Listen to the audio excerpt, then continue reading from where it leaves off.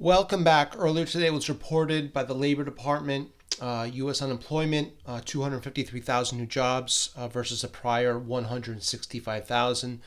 The unemployment rate drops to 3.4 from the prior 3.5%. Hourly wages up 0.5% versus 0.3 year over year. It's 4.5 versus 4.3. So on the surface, the numbers certainly are positive, and that's probably one of the reasons why the stock market was up so much. Here we take a little bit of a historic look. The blue line is the S&P 500. The black histogram bars represent the unemployment rate, and certainly when unemployment rate goes down, stock markets go up, and it looks like a pretty predictable and understandable pattern.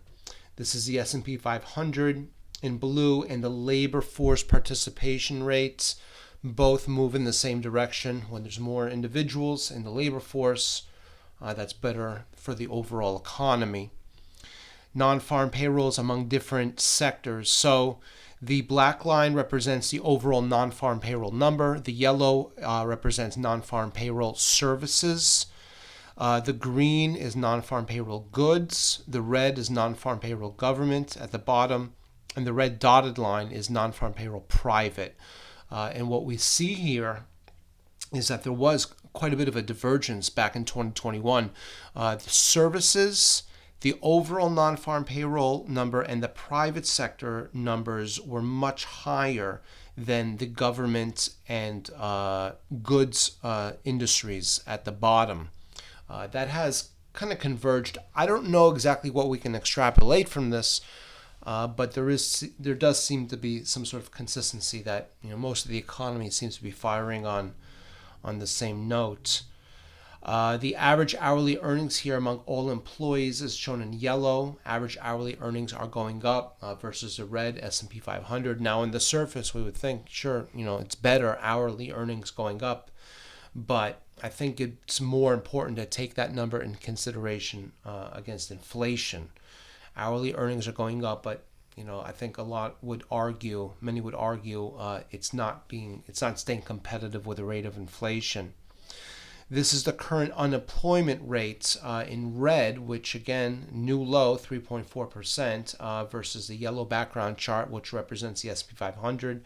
Unemployment goes lower. That bodes well for stocks. This is the average unemployment. Now, this is a state average. So if you just take the unemployment rate across all 50 states, you add them all up and divide by 50, that's what this shows. It's a little bit different. This is our own calculation. It's a little bit different than what's reported on the federal level, which I think is more weighted towards population centers. The white line is the S&P 500. But either way, when we look at this number, as the unemployment rate ticks down, the S&P 500 moves higher, which certainly is a logical correlation. Yellow here shows labor force participation rates against the S&P 500. Both tend to move in the same direction. And finally, this is every unemployment rate across the 50 states. Now, of course, we can't discern one from the other here, but it's interesting to see that they all tend to follow the same pattern. And the unemployment rate overall does tend to has moved down to the downside as of late.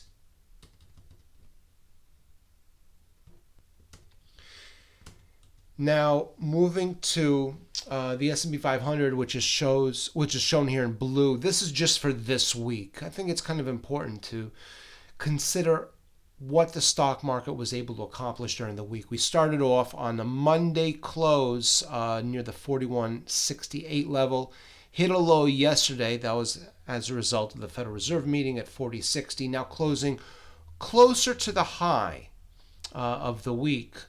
Now, we take a look at the following. Every yellow dot represents the closing price for the S&P 500. And we can see here the weekly high is shown in blue, the weekly low is in red.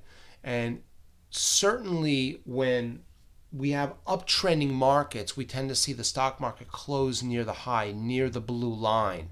When we have downtrending markets, the yellow dots tend to aggregate near the red line, near the bottom. Interesting, we had a very tight trading range here over the past couple weeks, but now the trading range has gotten very, very wide. Now, we have closed near the high, but the increase in volatility is not necessarily considered to be a good thing. Uptrending markets look like this. What we saw the second, third week in March, the yellow dots are closing near the high, and we have a narrow trading range. There's a lot of agreement in the market, for lack of better terms. The market really is agreeing. The stocks are going up. Everybody thinks the stocks are going up, or most people think, and we buy, and the market goes up. The increased level of volatility is very reminiscent of what we saw in early February, where we had a narrow trading range and it started to widen, and then we moved to the downside. Now, this widening of the trading range is not a guarantee that we're going to go down, certainly, but it is a warning sign. Increases in volatility usually don't bode well for the stock market. Small amounts of volatility, we tend to see stronger stocks. This shows here, the red is the S&P 500. The white line is the Friday close as a percentage of its respective week.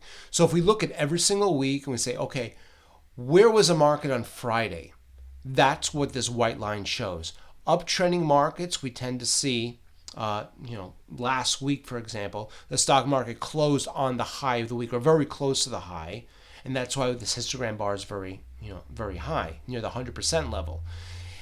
Second, third week in January, we see these very high candlesticks over here, these histogram bars, and that was indicative of a very strong market. When the market turned to the downside, we started to see a reversal. So last week we closed near the high. This week we closed about 75% up to the high. If we see next week the market closes near the low, that could be an early signal of a change to come. Now, it hasn't happened yet, but that's what we would look out for, just in terms of the behavior of the markets.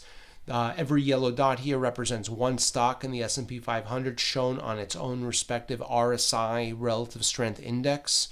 Readings above 70 are overbought, below 30 oversold. The vast majority of the issues are within the trading range. Not much to show here, but this is interesting. The histogram bars here show us the frequency, the number of stocks at every RSI bracket. So the highest histogram bar here is between 45 to 50, just a little bit below average.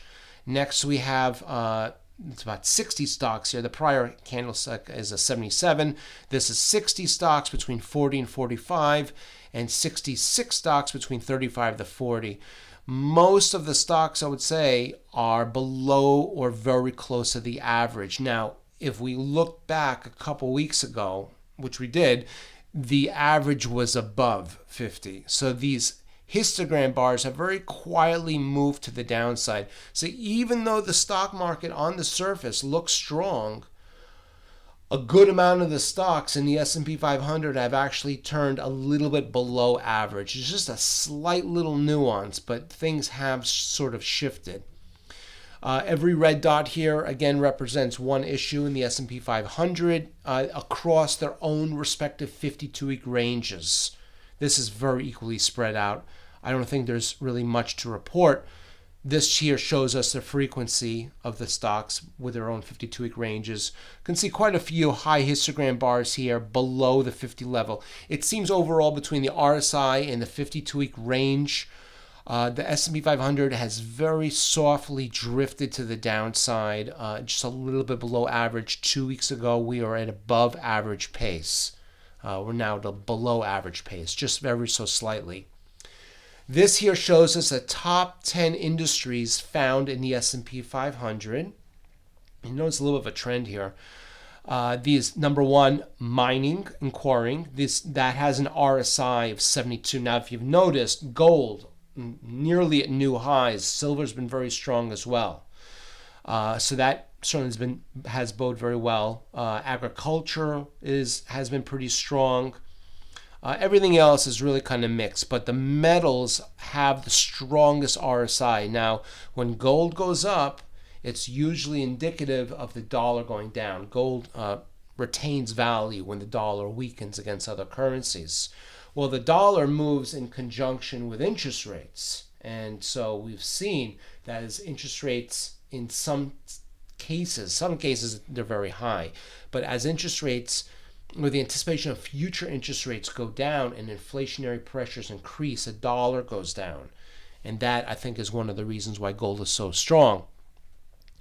The bottom 10 industries found in the S&P 500 with their own RSI, notice a very obvious trend. Home builders, that has an RSI of 41. Savings institutions, well, there's been a lot of trouble in the banks lately. Motor vehicles, 33. Home furnishings, 32. Miscellaneous manufacturing as well. So between home builders, motor vehicles, home furnishings, these industries are all very sensitive to interest rates. When interest rates go up, it becomes more expensive to buy or to build a home. And also to finance a home and to furnish the home with home goods. So, and savings institutions, that's, a different situation. That's, I think a large result of these regional banks and the chaos they've been involved in. But the interest rate sensitive industries have some of the weakest relative strengths out there. And I think that's not a coincidence. Very high interest rates do not bode well for these particular groups. Current U.S. Treasuries, the 10-year to 344, the 7-year to 341, as well as the 5-year. Notice the change. 2 days ago, we talked about the 3-month bond having the highest yield. Now, all of a sudden, out of nowhere, the 1-month bond yield has skyrocketed. A 5.59 yield on the 1-month T-bill. The 1-month T-bill is at a 5.59. The 10 years at a 3.44. That's 215 basis points, if my math is correct. That's a huge spread between those two. Now, last week we saw a real compression in the T-bill, moving down a lot. We thought maybe the 1-year bond would follow.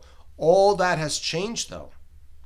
As a result of the Federal Reserve meeting, they left the possibility of higher interest rates on the table. That's obviously based on economic numbers. Number one, growth and inflation, of course. Growth, the GDP was soft. Durable goods was soft recently. The inflationary numbers, PCE, was reported not too long ago, and that shows increased level of inflation. So inflation's right there, ticking near the highs. Growth is weak, but maybe today's job market sort of tips the balance. You see, we have a very careful balance here. Does the market respond to weak growth numbers like durable goods that we spoke about earlier and GDP, or does the market respond to higher inflationary numbers and now a strong non-farm payroll? Well, you take a strong PCE and a strong non-farm payroll from the eyes of the Federal Reserve, maybe that gives them more purpose to continue to raise interest rates. This is a 1-month change in bonds, 23% up in the 1-month T-bill. Everything else has been really lackluster. This really does show, I think, the change in sentiment over the past 24 hours in the bond markets, in the sense that in the very near future, the market's expecting higher interest rates to persist. The black dotted line here, that's the 1-month T-bill. It's very obvious. This is basically 1-month progress in terms of the bond market. The blue histogram bars show us the S&P 500. So notice, S&P 500 the past month, up and down, but no real progress. The red dotted line at the bottom, that's the 10-year bond.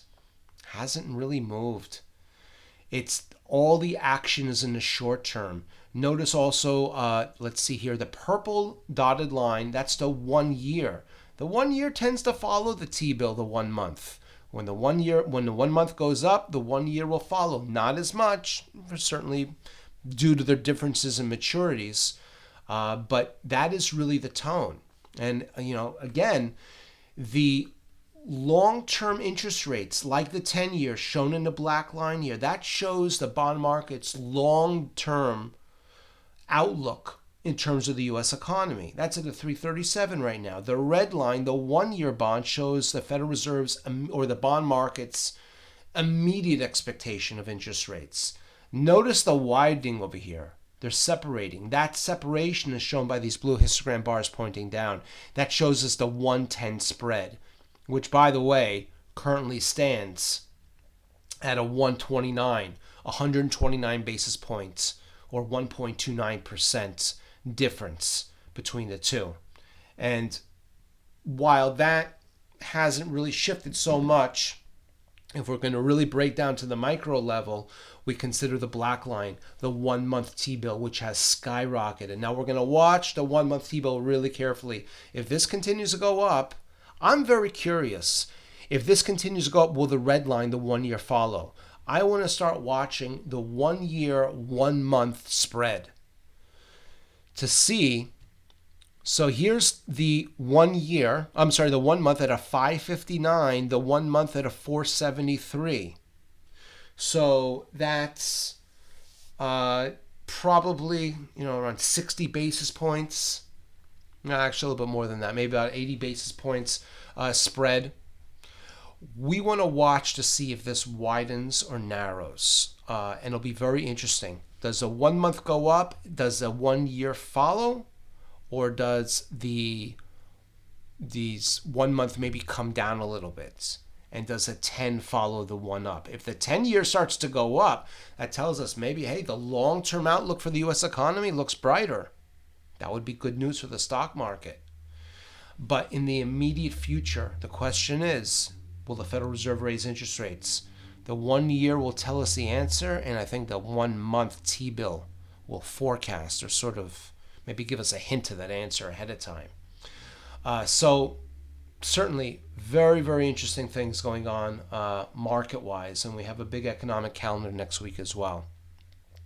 We hope this has been helpful. We look forward to seeing you back soon.